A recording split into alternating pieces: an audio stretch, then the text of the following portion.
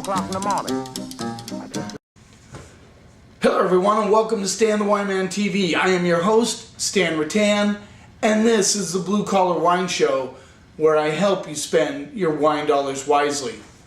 Episode 300. Now it took me a while to get here.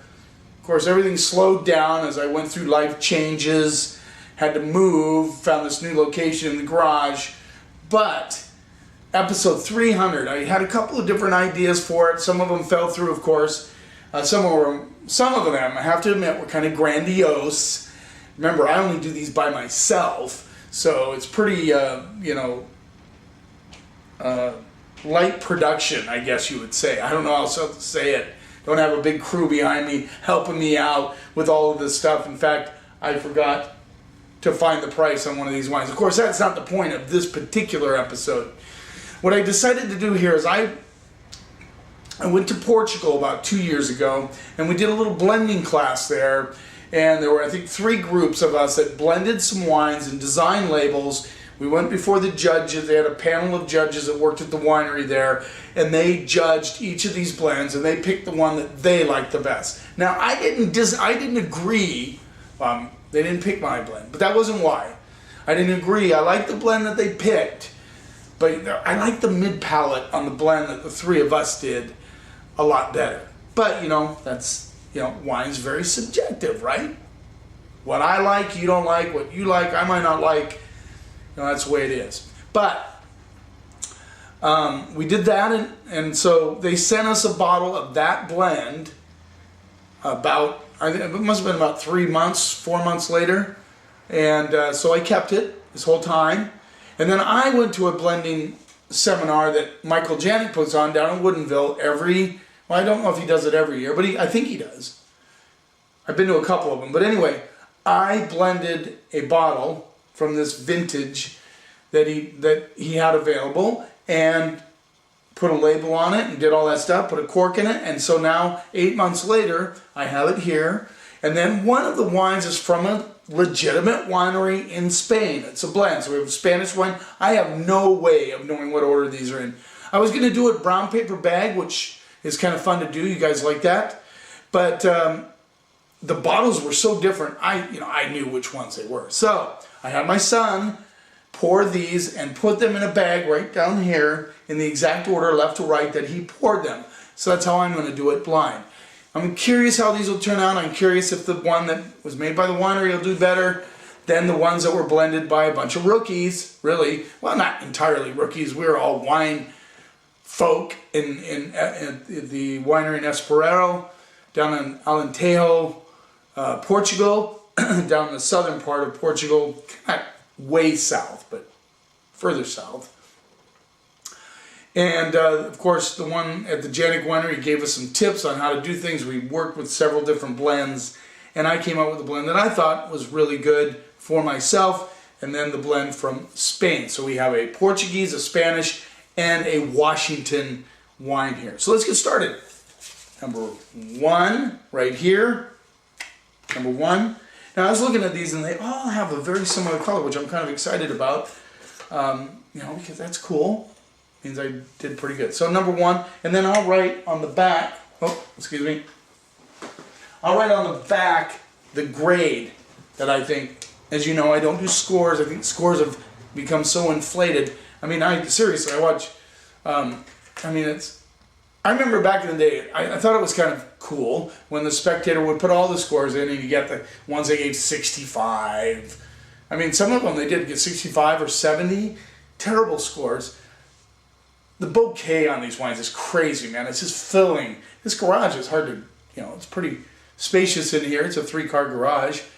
But yeah, I can smell these wines. Anyway, they quit doing that. Now, everything crowds around the 85 to 95, sometimes 100. And now they're just giving hundreds like they were, growing on trees. It's crazy. So I use the A through F method. It's a little simpler. You could use a 5-star method if you wanted.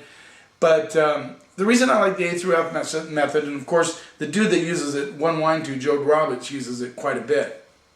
So I'm kind of following what he does. I told him I like it because it really lends towards subjectivity. In other words, there was a couple of times in school that I got an A. I got an A because the teacher liked me. My work was good, but she also liked me a lot. Or he, usually it was a she. I can think of a couple of female teachers that, one female teacher I had, she's a little older, she gave me an A+. And I remember my homeroom teacher, that was a guy, was angry because how can you get better than perfect? He said, well, she liked me. So, wine is subjective. We try to take ourselves out of it.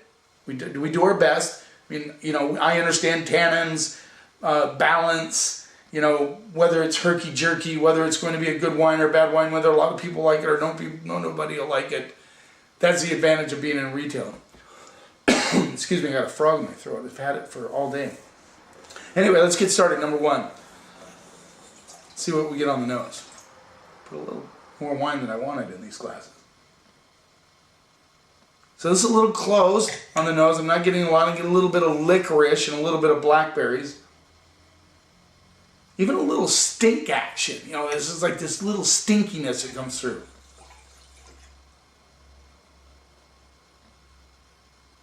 I mean, this is really close. It's got a little bit of a dirtiness to it. This would, I'm just kind of guessing right now. I haven't tasted it yet. It might be one of the older world wines.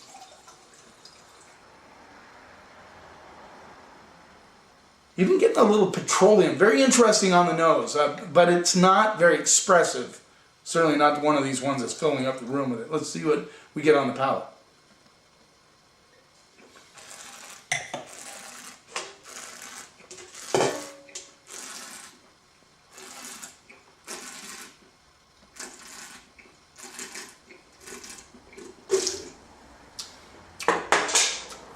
Good structure. I mean, really good structure.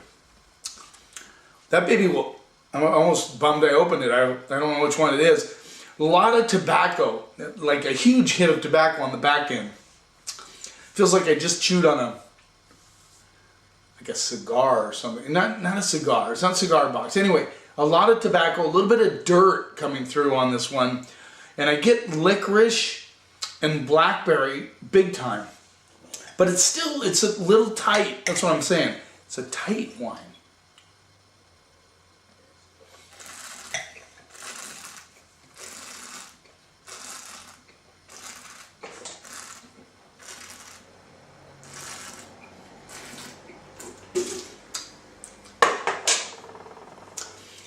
It thins out a little bit on the mid palate. I mean, doesn't have perfect. Well, no wine has perfect balance, I don't think. A little thin, but then it has a nice finish, almost like a dirty kind of licorice, kind of blackberry, a little bit of black olive on the back end. I'm guessing this is one of the old world wines, either Portugal or Spain. But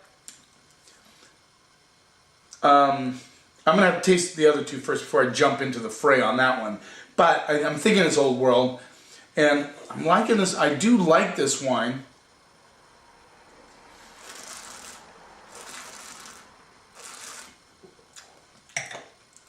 The only flaw, and it's a pretty big one, is it lacks mid-palate. I mean, almost like it disappears in the middle. And, that can be a flaw in a wine for sure.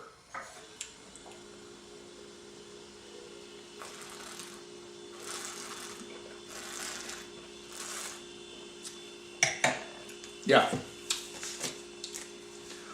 But it has a good finish. I like that kind of earthy tobacco, blackberry finish. I like that a lot. The front is good, but like I said, in that middle part, it just disappears.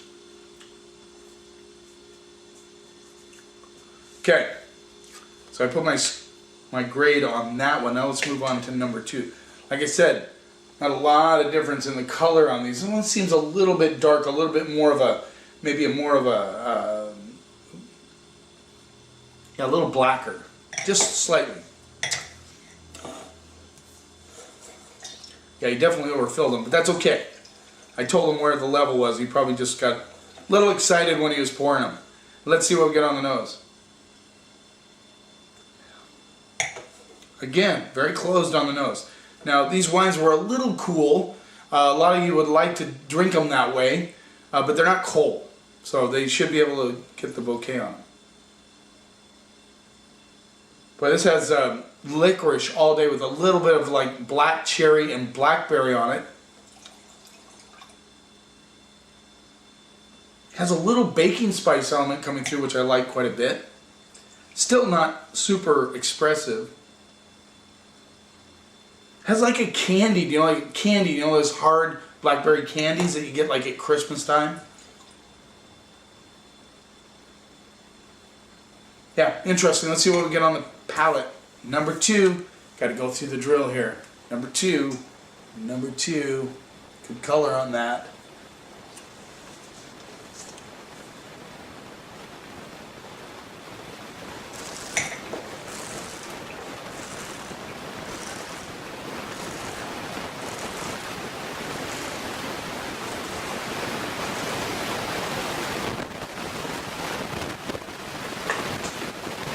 This one definitely has mid palate. This one has a lot of, it reminds me of an overall also. Has a lot of violet petals and rose petal coming through, like red flowers coming through in big time with a little licorice underneath that. And again, I get tobacco, and this one has a lot of minerality. You get like this, you know, creamy feeling, like, you know, crushed rock feeling in my mouth.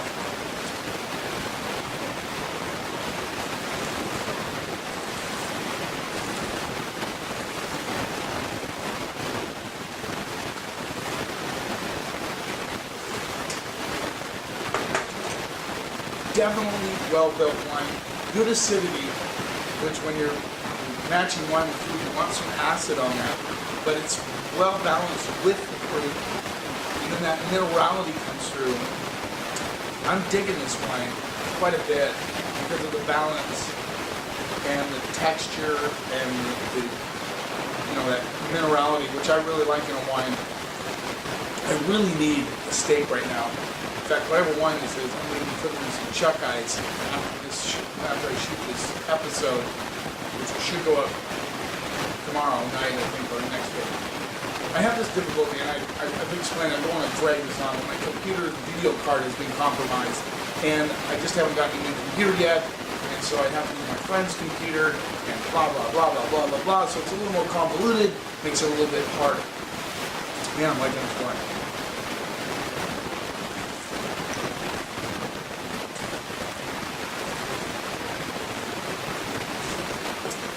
I'm very curious to find out if this is one of the ones that was blended.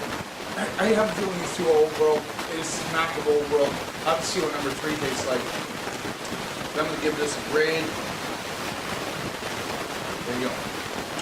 Alright. Let's move on. Number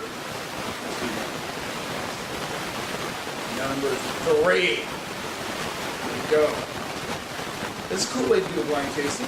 Okay? Cool. Let's see what we get on the nose. Okay, so I filled up to right about there. Now this has got like caramel, like dark cherries and caramel. Has a little bit of closed element on it also. A little bit of baking spice coming through on this one. This is it has kind of almost a meaty element to it, but it's not really meaty. I mean, it's just that the fruits are big. Like, I get like plum and cherry and marionberry. Those kind of, you know, bigger, darker fruits. That caramel element coming through. Sometimes you get caramel element. Let's see what we get on top.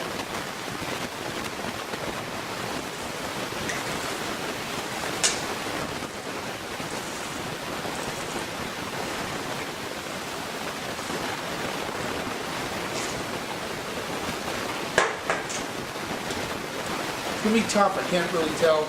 This has a nice, this is very soft, a lot softer in the mouth. It has minerality. I get a lot of like plums on this one, big time. with that Marionberry, kind of poison Marionberry thing going on.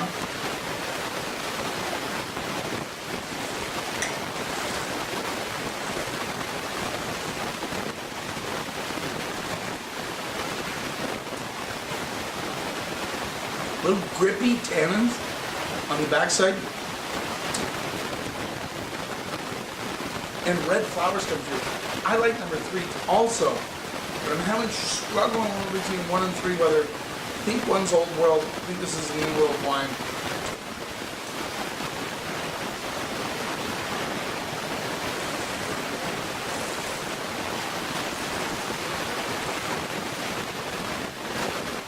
Holy cow. That has some serious structure. If this is a New World wine, and this one I blended, I'm giving myself kudos. I don't know for sure, because of the structure is so big. The fruit is really well balanced.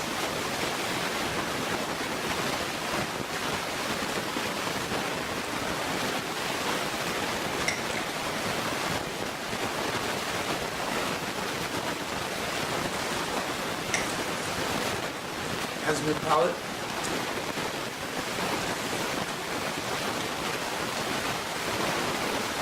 I'm calling this New World.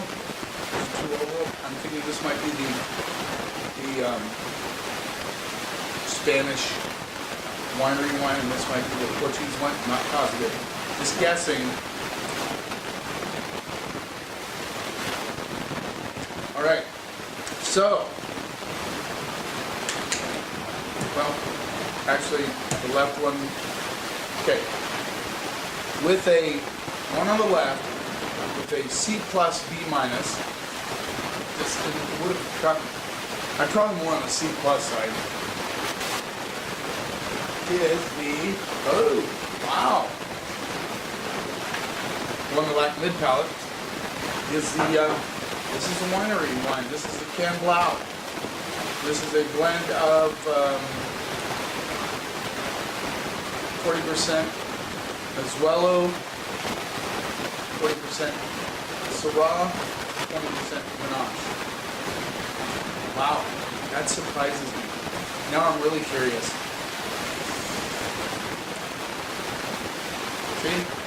See how I am? I thought, well, wait. So it's Camblau. I think this runs in around 12 bucks. Guessing. I'm not going to worry about price on this because we're just doing a comparison of homemade wines from non-professionals to the professionals. So Camblau got the lower score of the 3. So that means these two are both ones that guys that aren't winemakers blended.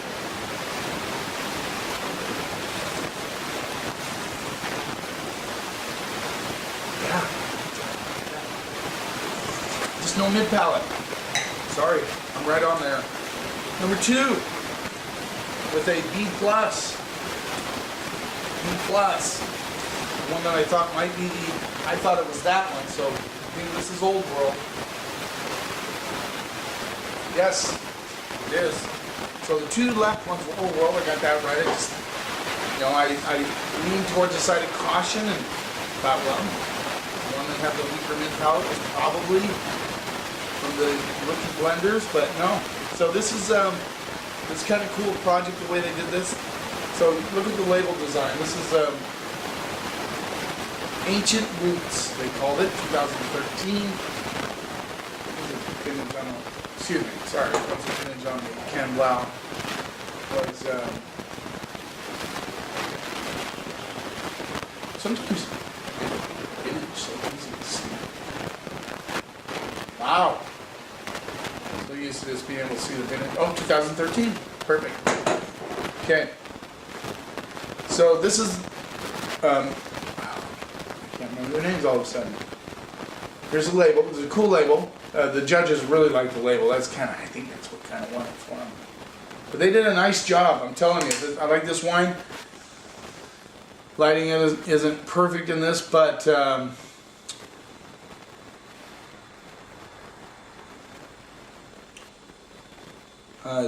Deborah, Posh, Zacharias, and Elliot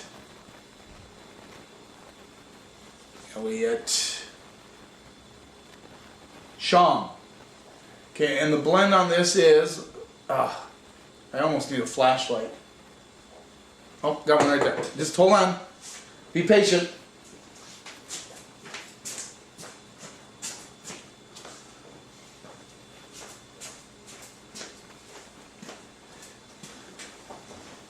Oh, you know what? I didn't turn my light on. What a goofball. I hope this doesn't come out too dark for you. No wonder I'm having trouble seeing. I hope this turned out alright. Okay, so this is Alicante Boucher, 75%, Touriga Nacional, 15%, and Aragonés, 5%, which is Tempranillo. They call it Aragonés. And then Trincadera, 5%. So those are great varietals that you're probably not familiar with. But nice job, guys. Nice job, Deborah and Elliot. You did excellent on that. I gave it a B+.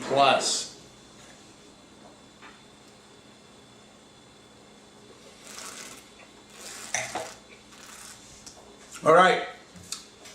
Well, I know which one this is. I also gave this one a B+. I thought it was an excellent wine also. And this is the, I called it Stan the Wine Man Red Wine. I blended it on 2/22/16, and it is, you know what, he didn't give us a vintage on this. I believe it's 2013.